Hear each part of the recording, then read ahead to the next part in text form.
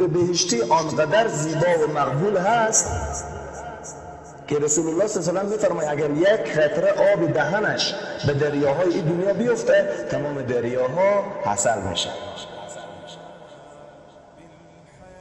حالا دیگه این مثل زنان عمری نیست که من دور از خواهرای پاکدامن ناراض نشن دهن بوی نسوار بده یا بوی چلی متنبگو غیلون بده. آب دهنش یک قطره در دریای دنیا بیفته دریا حاصل بر شیرین میشه. در حدیث آمده که اگر یک انگشت شهادت خود این انگشت خود را به دنیا همینطور نشان بده آفتاب و مهتاب از نور این کور میشه. سبحان الله چقدر زیباست. الله جل شانه به یک بهشتی به پایین ترین بهشتی 70 تا هور 700 تا هور 7 لک هور 70 لک هور در بهشت الله. هر انسان به درجه اعمال و تقوا در بهشت هور بهشتی. بعضی از روایت است که هورهای بهشتی همه 17 ساله هستند و زنانی که در دنیا پاک دامن بودند با تقوا بودند با حجاب بودند نمازخوان بودند از شوهر اطاعت کردند مال و اموال خانه را حفاظت کردند از دنیا با ایمان و با تقوا رفتند روز قیامت سردار هورای بهشتی میشه. این زن خود انسان الله صفات هورای بهشت را به این زن این دنیا میده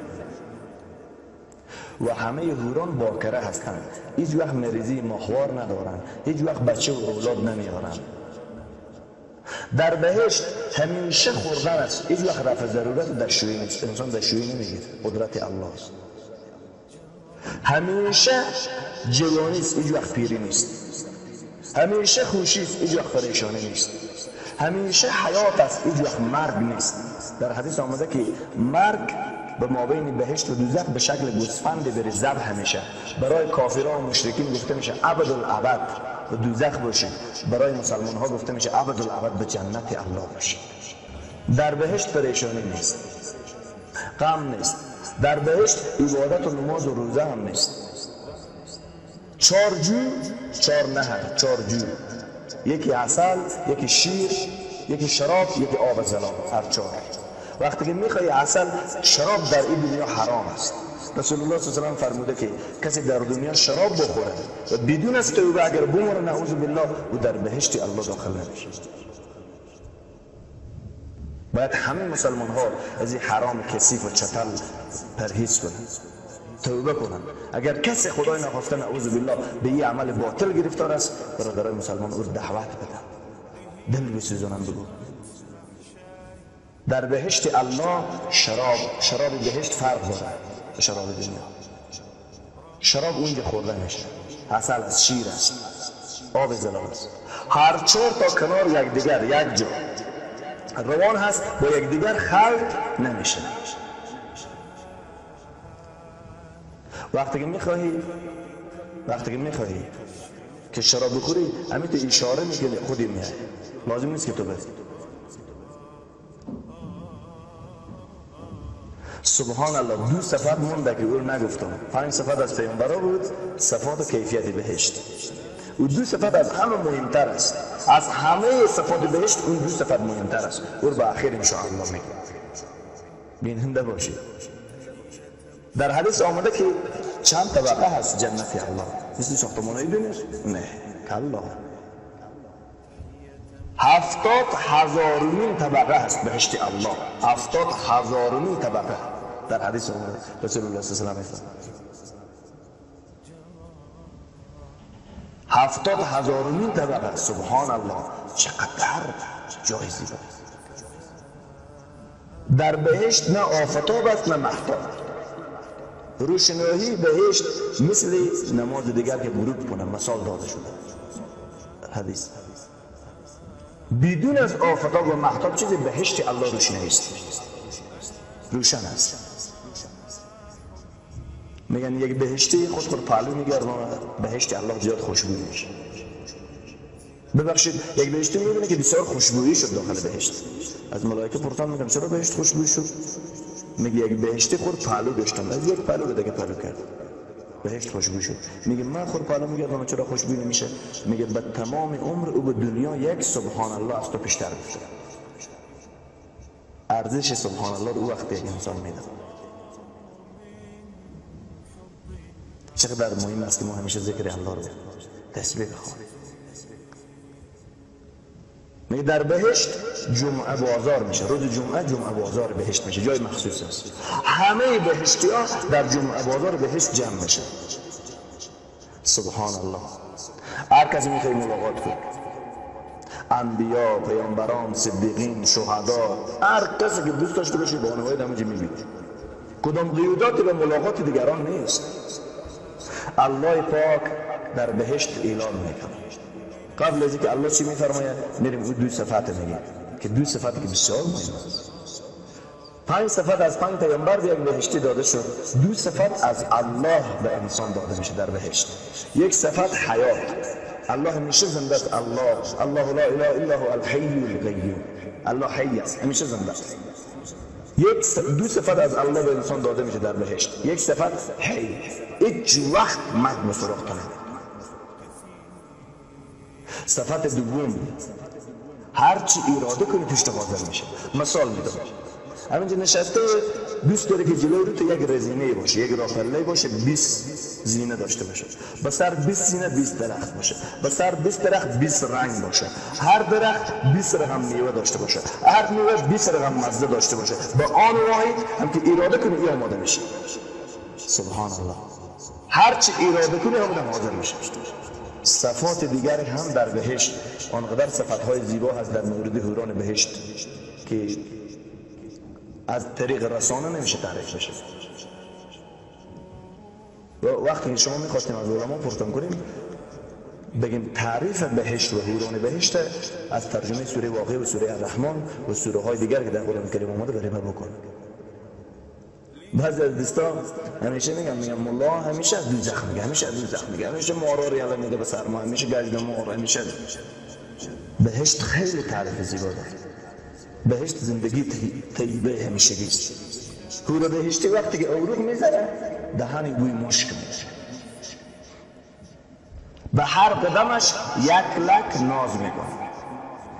در حدیث آمده انسان‌هایی که در دنیا نماز نوافل زیاد میکنن، ذکر الله زیاد میکنن، روزه نفلی زیاد میگیرن، روزانه بهشت خود را برای آنها آرایش میکنه، آماده میسازه. انسان‌هایی که از فساد اخلاقی اجتناب میکنن، حوران بهشت به درجه به اینها خود را مزین میکنه، آماده میسازه.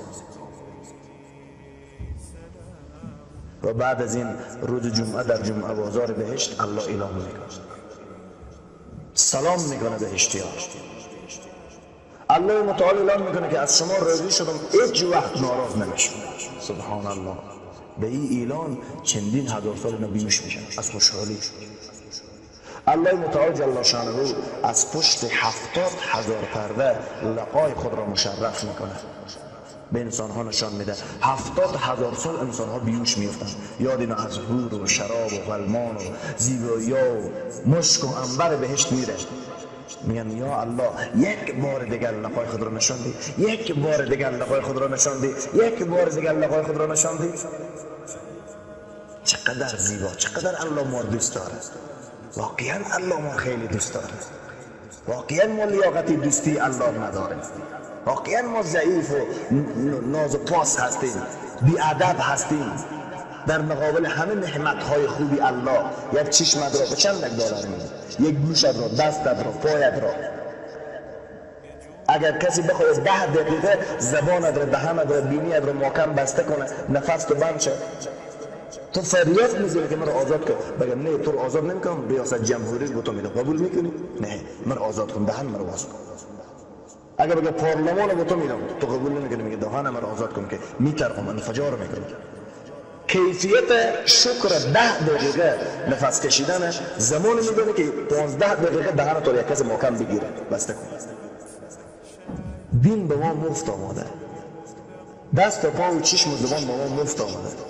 ما که قیمت پیاله و لپتاپ و موبایل و کامپیوتر و ترمز چای و قاب بوری برنج و موتر و آهن رو میشناسیم، اگر شکست ناراض میشیم، پریشان میشیم، غمگین میشیم. اما دین که میشکنه پریشان نمیشیم. چقدر نمازها به خانه ها میشکنه، چقدر مسلمان ها روزه میخورن، چقدر مسلمان ها رشوت میخورن، چقدر مسلمان ها بی‌حجابی میکنن، چقدر مسلمان ها دروغ و غیبت میگن. والله رب کعبه قسم که دنیا کرای غیبت و دروغ و تهمت و گناه نمیکنه. آقا 60 سال الله به تو عمر بده، 30 سال شبش 30 سال روز، تو 30 سال شد، 60 سال تو به 30 سال شد. از 30 سال 15 سال تو کودک بچه و نادان و نافهم هستی، شد 15 سال دیگه. از 15 سال دیگر تو چند سال و روز 24 ساعت و 24 ساعت تو چند ساعت عبادت الله کردی؟ 100 سال که در دنیا عمر کنیم 2.5 دقیقه آخرت میشه. یک روز آخرت 50,000 سال این دنیاست. آیه قرآن کریم است. یک روز دنیای آخرت 50,000 سال دنیاست. 100 سال این دنیا 2.5 دقیقه آخرت میشه. تو این 2.5 دقیقه هم حاضر نیستی الله پرستش کنی، الله راضی کنی، شیطان رو ناراض کنی. در قرآن آمده که انسان‌های شکرگزار کم هستند، واقعا کم هستند. امروز ما شکر هر چیز نمی‌کنیم، شکر دین نمی‌کنیم، شکر الله نمی‌کنیم، شکر بهشت نمی‌کنیم، شکر قرآن نمی‌کنیم، شکر رسول الله نمی‌کنیم. به این واسطه است که به ذلت گرفتار میشیم. بهشت خیلی جای زیباست. سبحان الله از زیبایی بهشت. جهنم چقدر جای بد است. 4,000 سال آتش شده تا گرم شده. پایین‌ترین عذاب دوزخی کفش آتشی را به پایت کنه، مغز سرت به زمین میرسه. خرج دوزخی درخت خار هست، به گلگومش بند میمونه، صدا میزنه که کمک کنید، یک چیزی گلوی ما را باز کنید. شرک و خون و کثافت ها رو به دهن میرزم که رسول الله میفرماید که یک قطره او آبهای گنده که در بهشت ببخشید در دوزخ به دوزخی داده میشه، اگه یک قطره از خون گنده در دنیا بیفته کل دنیا از بدگویی و هلاک میشه. جهنم چقدر جای بد است. چرا ما از زندانهای دنیا یقین داریم، باور داریم، به جهنم و دوزخ یقین ما پخته نیست. زندگی بهشت حق است. در بهشت الله واقعا انسان راحت است. کل خواهشات نفس تو الله پر نمیکنه. خب چه قسم میشه که این دنیای آخرت بهشت چه قسم جای است؟ انسان ها امروز چیزی رو اختراع کردن که از اینجا تصویر ما به لندن و آمریکا نفر میبینه. آیا در بهشت الله کارا سخت است؟ کلا سخت. قدرت الله قدرت مخلوق یک چیز نیست. زنده شدن بعد از مرگ، رفتن به بهشت چه قسم است؟ من یک مثال میدم واسطه پخته شدن ایمان و یقین و عقیده ما. یک کودک در بطن مادر است، در شکم مادر. یک انسان به طور مثال، در مثال مناقشه نیست، یک انسان میره پیش کودک میگه حضرت کودک، تو از دنیای شکم مادر یک روز بیرون میشی، در دنیای دیگر میری، آنجا افغانستان هست، هرات هست، غزنی هست، آنجا موترها هست، طیاره ها به آسمان میره، موبایل ها هست، کامera ها هست، تلویزیون ها هست. یک اتاقی که در دنیا برایت میدن اندازه 80 برابر این دنیای تو کلان است. یعنی مادر خو یک انسان است، به یک اتاق که 80 نفر جا بشه، یک اتاق میشه برابر 80 کشور، 80 دنیا. او شکم مادر کودک یک دنیا فکر میکنه. هر رودور یک کشور و هر مفصلش شاید یک ولسوالی یک ولایت فکر کنه. همون چرک خون و لمشتین که میخوره فکر میکنه که کوفته و میرانده و والله کباب دو پیازه شاید همی باشه. در ذهن کودک نمیاد که من از این شکم مادر بیرون، چون چی نعمت‌های زیاد هست، پیپسی هست، نوشابه هست، حالا گوشت گوسفند است، حالا برنج است، میوه هست، سیب است، کیله هست، کیلو هست. این تو اسباب هست که از برابر گوش خود به جای دیگر صحبت میکنه. از ساختمان یک طبقه به 40 طبقه فوراً یک ماشینه به 2 دقیقه بلند میره. به 1 ساعت از اینجا 50 کشور طی میکنه، سفر میکنه. به ذهن کودک گپارش گفته میشه نمیاد، چون ایمان باور داشته باشه میگه باشه برو میبینم. وقتی که داره این دنیا تولد میشه، این دنیا دیگه علما دعوتگرا میگه این دنیا جای ما تو نیست. این دنیا آنقدر به پای آخرت خورده است مثل که شکم مادر به پای این دنیا خورده است. نعمت‌های این دنیا آنقدر کم است به پای نعمت‌های آخرت، مثل که نعمت‌های شکم مادر به پای این دنیا کم است. الله 100% نعمت‌ها 99 در بهشت برای مؤمنین ذخیره کرده، یکی در دنیا داده. الله 100% عذاب جهنم 99 در دوزخ ذخیره کرده، یکی در دنیا برای مشرکین و کفار داده. پس نکته اخیری است که برداشتی که من دارم،